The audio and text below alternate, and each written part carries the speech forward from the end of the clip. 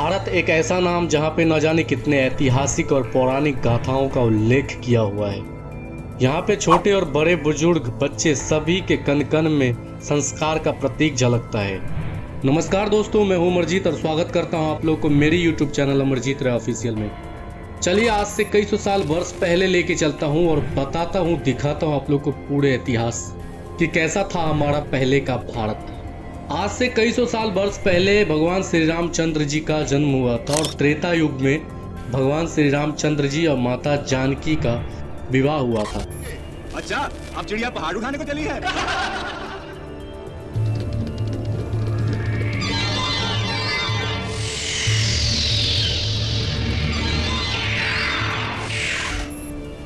जी हाँ दोस्तों, ये वो ऐतिहासिक पल था जिस समय भारत एकदम धूमधाम से खुशियों का बौछार मना रहे थे और जिस जगह पे माता जानकी का और श्री रामचंद्र जी भगवान का विवाह हुआ था वो भूमि था जनकपुर, जिसे हम मिथिला के नाम से भी जानते हैं। आज मैं आप लोगों को मिथिला का पूरे इतिहास बताने की कोशिश करूंगा, जहां तक जितना जानकारी मुझे पता है।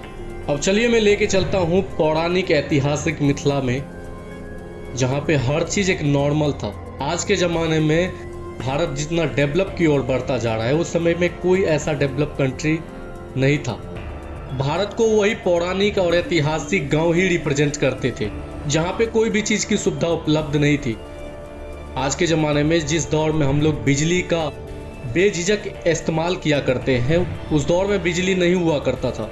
उस दौर में लोग लालटेन या तो फिर डिबिया भी जला के अपना काम किया करते थे। आज के ज़माने में जैसे खाने पीने का सामान वस्तु रखने के लिए हम लोग लोहे का या फिर एल्युमिनियम का इस्तेमाल किया करते हैं, उस समय में ऐसा कुछ नहीं हुआ करता था। उस समय के दौर में मिट्टी का बना हुआ कोठी हम लोग इस्तेमाल किया करते थे। खाने पीने का तो बात ही मत कीजिए। बदलता हुआ कंट्री के साथ जैसे हम लोग डोमिनोज, पिज़्ज़ा और बर्गर की तरफ बढ़ने लगे, उस दौर में ऐसा कुछ नहीं हुआ करता था। मिथिला में उस दौर में आलू का तरुआ, बैगन का तरुआ, गोभी का तरुआ बना हुआ सारे मिथिला व्यंजन और साथ में तिलकोर का इस्तेमाल किया करते थे, और वही व्यंजन अभी तक मिथिला में प्रसिद्ध है।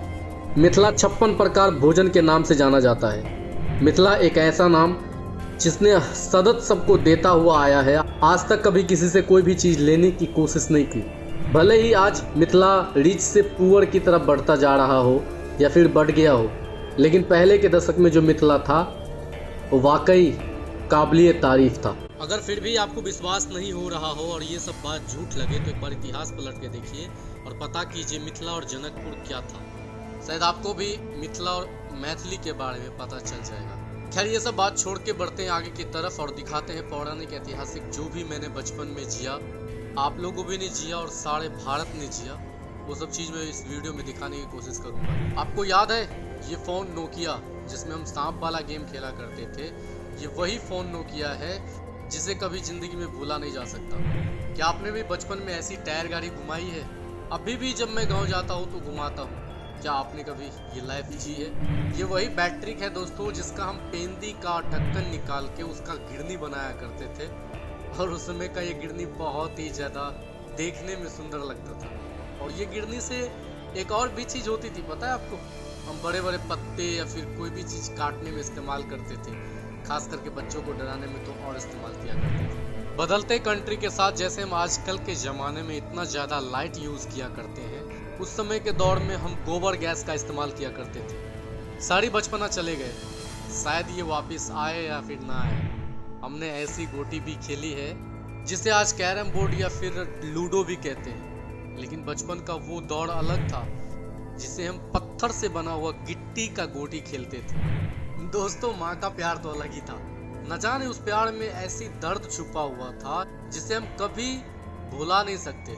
इतने प्यार से बुलाते थे जैसे लगता था कोई चॉकलेट दे रहा हो, लेकिन जब नजदीक जाते ही गट्टा पकड़ के मारने का स्टार्ट करते थे। मन भर के जी भर के जब तक मार नहीं पड़ती थी तब तक माँ का मन नहीं भरता था, लेकिन मार पड़ने के बाद जो प्रेम और जो आंसू छलकता था ना माँ के आंख में, सच में देखने लायक बनता था। नमस्कार दोस्तों, ये वीडियो आप लोगों को कैसा लगा हो हमें कमेंट में ज़रूर बताइए और ऐसी ऐतिहासिक पौराणिक चीज़ों को देखने के लिए हमारे चैनल को सब्सक्राइब कीजिए। मैं कोशिश करूंगा आप सबके लिए ऐसे ही ऐतिहासिक और पौराणिक चीज़ को लेकर आने की और आप सबके बीच परोसने की। मुझे उम्मीद है मेरे वीडियो से आप लोग ज़रूर खुश हुए होंगे। शेयर कीजिए इस वीडियो को अपने दोस्तों के बीच और ऐसी ऐतिहासिक वीडियो देखने के लिए हमारे चैनल को सब्सक्राइब कीजिए। मिलते हैं अगले वीडियो में कोई और नए टॉपिक के साथ, नए कंटेंट के साथ। तब तक के लिए बहुत बहुत धन्यवाद आप लोग का।